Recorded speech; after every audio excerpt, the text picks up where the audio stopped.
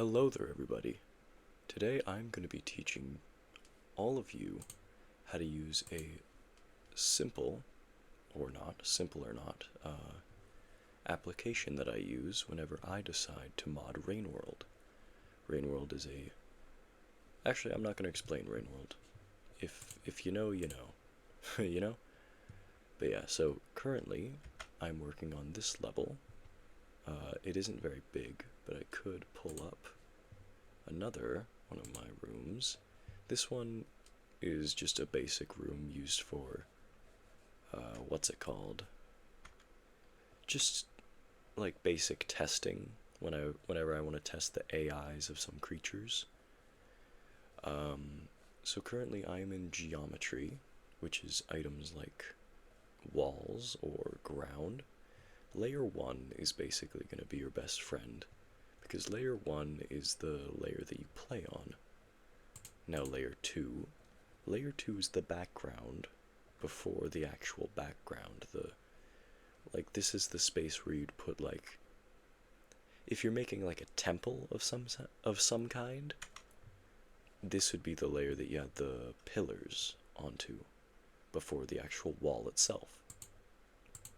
This is the very background layer. In most of my rooms or regions, I tend to leave it fully filled in, because when it's fully filled in, it's just a solid wall. Although you can change this if you want. And one step before this is environment, ignore those for now. You can add water to your rooms. You can make it an enclosed room.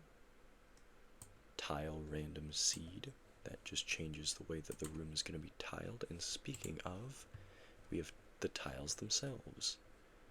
The one that I was currently on was... which one was it?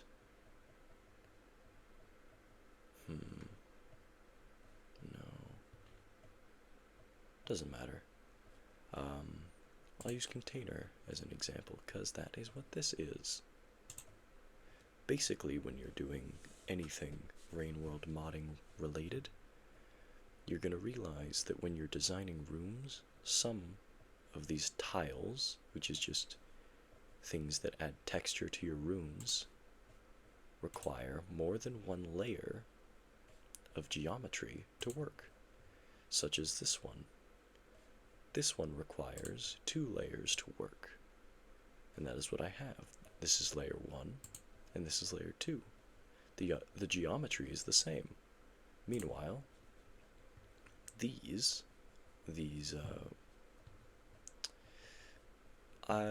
platforms would be the best explanation for them. You can stand on them and drop down from them. But the best explanation for this is you can see them on layer 1, but I didn't place them on layer 2, so there's a very visible difference. If I go to layer 3, well, if I went to layer 3 without the big wall being there, you'd be able to see it even better. So I can place down this tile, and with the settings that I have on, you're able to see like every tile or prop. Well, not props. My props are down there. But the tiles, you're able to see them even if I'm not in tiles, which is good. It can give me a sense of what is what and where is where. Cameras. Cameras is interesting because you can... I'm going to press the C key on my computer, or on my keyboard, and this is a camera. This is a scene, or a scene in a room. I'm just going to get rid of that. But look at these. These are 2 individual cameras, and each of these are going to render when you decide to render a room. Which of course you have to save, and this little dot at the very top, in the very right corner of the box, that says Playground 2, that means that I haven't saved this information, but that's because I've been editing it loosely. Now light is interesting, because this, whenever I press right click and I spread across, that is adding light to my room. But if I'm doing in an enclosed room, I wouldn't want to do that. I'm not completely sure how light works because I don't use light very often, if I'm being very honest with you. Effects, on the other hand, I know how this works. Effects can range. There's high fern, which is a plant. There's this right here. There's black goo, which basically just blacks out. Not blacks out, but removes the texture from anything outside of this radius. The green being added onto with the proper click, or the left click, my apologies, and right click getting rid of it. Although the entire screen starts out as green, so you'd have to subtract until you get the desired amount of black goo. Sprawl bush, this is a plant, although I do intend on getting rid of that. Actually, no, I will keep those there. Grass, that is, as the name implies, it is grass, and you can change the amounts that you want. Since it's like a brush, it is a brush basically. Wires are tricky because you can't add too many, because it'll soon stick to every inch of the tile, and it'll spawn way too many. Slime, that just makes every bit of your room feel like rusted, or more lived in, more proper compared to everything else.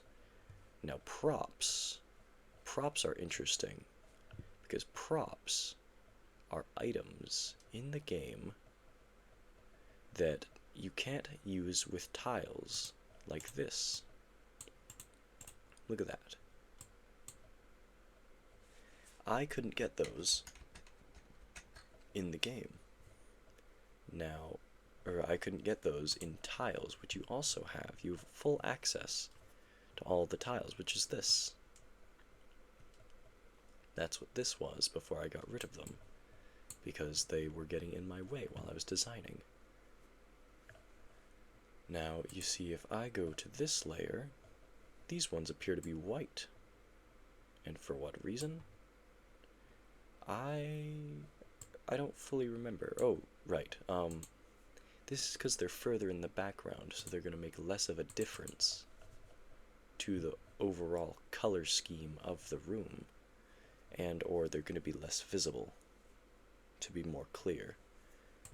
And you can have this with all of these things, every single one of these things, every item in the game, including, if I can find them, you can make little prop pearls, which they are like real pearls, but they are unable to be picked up. And something interesting is there's snap, which is snapping to a grid, the grid that I showed you earlier, or I don't know if I showed you earlier, but I will soon.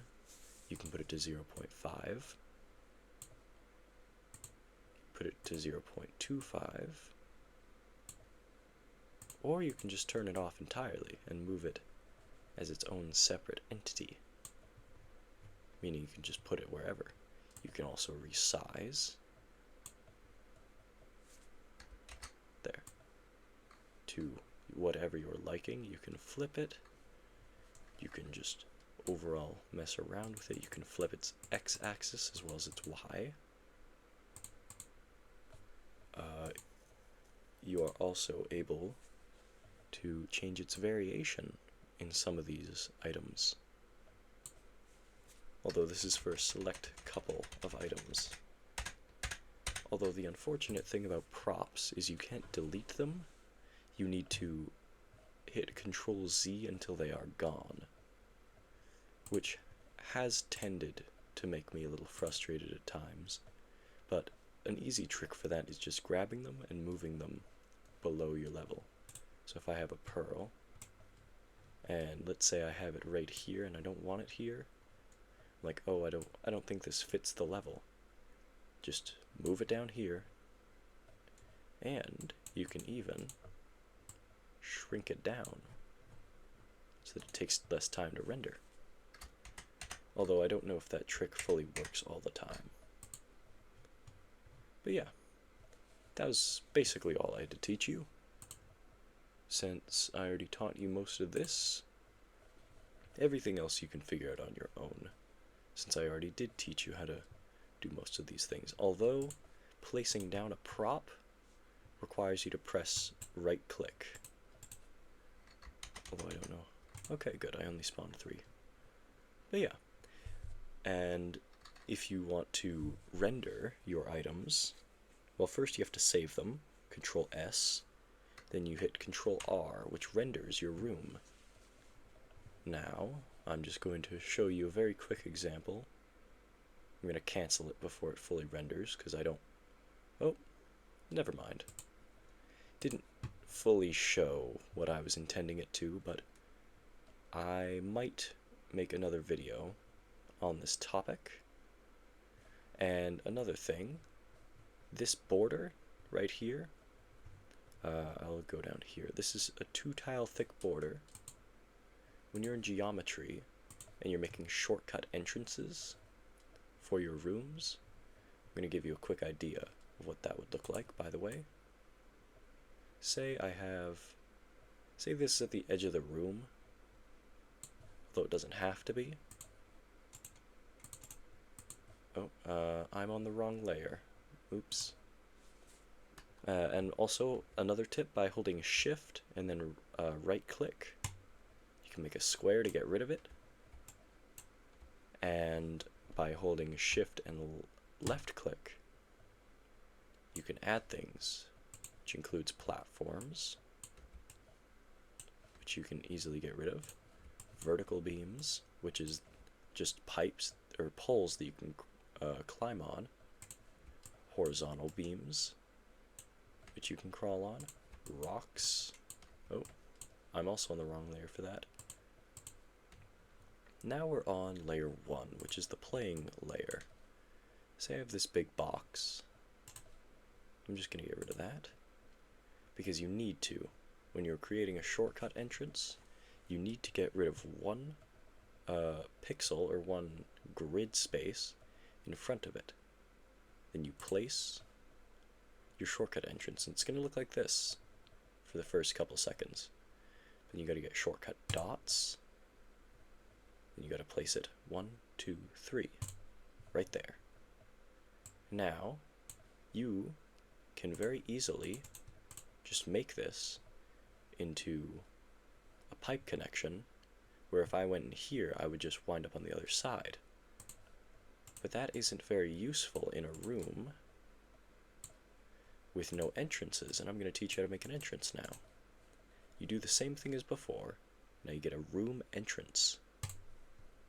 Place it at the very end. This is your connection point for when you're making a room. Whenever you're making a room, you need this, because if you don't have a room entrance, you can't get into that room. No way possible to get into that room. Now I'm just going to get rid of this. Oh, oops, there we go. I was holding right click on the air button, so it wouldn't produce air. And if I hold right click on the wall button, it produces air. It's the same thing, but in reverse. But yeah, this is going to be your best friend for making Rain World rooms and regions. It is just generally going to be very good. And there's a bunch of other features in this application that I could show you, but I would rather you all go figure this out yourselves, like tile graphics. Tile graphics, that gets rid of the, or if you have it disabled, it gets rid of the actual look of the tiles. If you turn it back on, now the tiles actually look like the tiles. Pretty neat. But yeah, stay safe everybody, have fun, and I have got to go. Good night everybody.